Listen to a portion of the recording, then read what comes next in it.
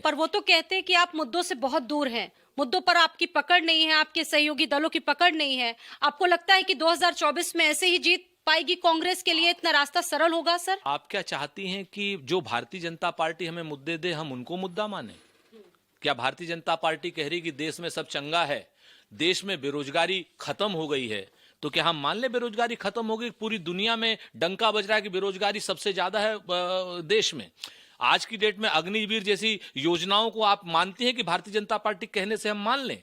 हम मान लें 395 रुपए का सिलेंडर आपने 1200 रुपए में कर दिया है तो सब चंगा है, महंगाई नहीं है। हम मान लें इस बात को? क्या हम मान लें कि चीन ने कोई आया है, ना कोई घुसपैठ की है, गलवान में भी नहीं की है और कहीं और नहीं की है, क्या नाम सीधे अरुणाचल से लेकर के और लद्दाख तक चीन का एग्रेशन नहीं हुआ? हम मान लें इस बात को? क्या भारतीय जनता पार्टी की, हम भारतीय जनता पार्टी की इस बात आपको लगता है कि इन मुद्दों को आप लोग उतने बेहतर तरीके से उठा पा रहे हैं जितना बेहतर तरीके से उठाना चाहिए था, या फिर आपकी आवाज को दबा दिया जा रहा है?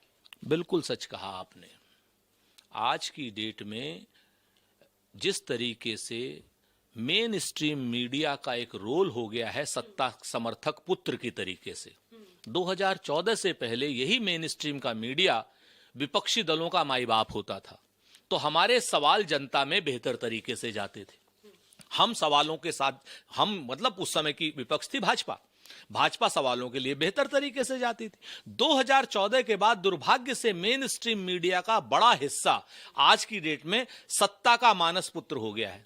वो आज भी सत्ता से सवाल नहीं पूछ रहा है, विपक्ष से सवाल पूछ रहा है, जबकि 2014 से पहले वो सत्ता से सवाल लेकिन पूछता अभी भी था। कुछ ऐसे पत्रकार हैं सर। मैं फिर से कहता हूं, अल्टरनेटिव मीडिया यानी डिजिटल मीडिया या भारत समाचार जैसा चैनल, इनको कुछ चैनलों को छोड़ दीजिए, न्यूज 24 को, भारत समाचार को, डिजिटल चैनलों को छोड़ दीजिए, कौन सत्ता से सवाल पूछ रहा है? आज की डेट में आपने भी सवाल मुझसे पूछा कि जगदीप धनखड़ साहब की इज्जत खत्म हो गई। अरे कहां मिमिक्री करने से इज्जत खत्म होती है? मिमिक्री करने से इज्जत खत्म होती है? अगर मिमिक्री करने से इज्जत खत्म होती है तो प्रधानमंत्री श्री मनमोहन सिंह जी की 2009 में नरेंद्र मोदी जी ने खुले मंच से मिमिक्री की थी।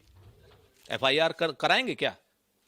या जगदीप धनखड़ जी कहेंगे कि नरेंद्र मोदी माफी मांगे? अगर जगदीप धनखड़ जी की हिम्मत हो तो कहें नरेंद्र मोदी जी से माफी मांगे। तो इस तरीके के जब सवाल बदल दिए जा रहे हैं आज की डेट में, जब संसद की सुरक्षा सवाल ना होकर के मिमिक्री सवाल हो गया है, तो ये जो मेन स्ट्रीम का मीडिया अगर 1 महीने के लिए ईमानदार हो जाए स्वाति, तो नरेंद्र मोदी जी सत्ता में नहीं रहेंगे।